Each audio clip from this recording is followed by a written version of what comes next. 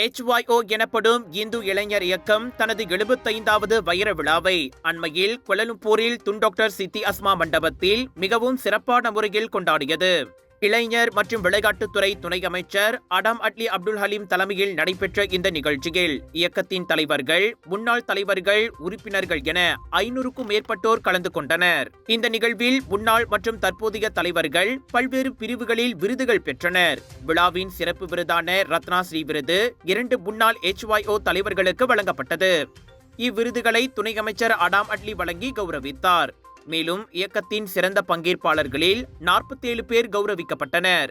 மலேசிய இளைஞர் பேரவைத் தலைவர் முகமது இசாட் அஃபி அப்துல் ஹமீத், HYOவின் நிறுவனர் ரத்னாஸ்ரீ குமார குலசிங்கம் மற்றும் ரத்னாஸ்ரீ பாலசுந்தரம் ஆகியோர் சிறப்பு விருந்தினர்களாக கலந்து கொண்டனர். இந்திய சமூகத்தில் மலேசிய இளைஞர்களின் பல தலைமுறைகளை அதிகாரமளித்ததில் இந்து இளைஞர் இயக்கத்தின் நீடித்த மரபு மற்றும் அதன் முயற்சிகளை அடாம் அட்லி பாராட்டினார். அடுத்த தலைமுறை தலைமைத்துவம், ஒற்றுமைக்கும் புத்தாக்கத்திற்கும் முன்னுரிமை கொடுக்க வேண்டும் என்றும் அவர் வலியுறுத்தினார்.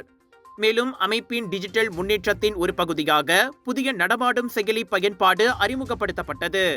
இது நிர்வாக கண்காணிப்பு, உறுப்பினர் ஈடுபாடு, நிகழ்ச்சி ஒருங்கிணைப்பு மற்றும் நிர்வாக பணிகளை மேம்படுத்தும் பல்வேறு அம்சங்களை வழங்குகிறது. இந்த விழா வெற்றிகரமாக நடைபெற உதவிய அனைத்து ஆதரவாளர்களுக்கும் மலேசிய இந்து இளைஞர் பேரவை தலைவர் ஆனந்தன் சுப்பிரமணியம் நன்றியை தெரிவித்தார்.